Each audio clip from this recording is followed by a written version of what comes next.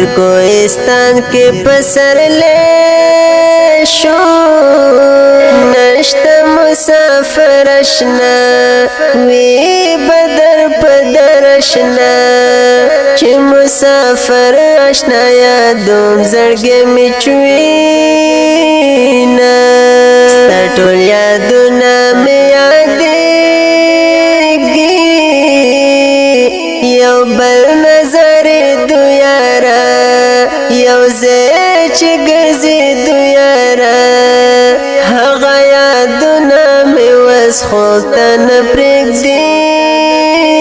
نه چې په چوټۍ باندې رادرومې ډېر به وي کلونه تېر به وي وختونه ډېر څوک به ژوندي وي څوک به تورې خاورې وینه د پسرلي وږمې خورې شوې بیا په سرو ګلونو کې ګلونو په شاخونو کې بلبل ته ګوره ډېر په ناز اواز کوي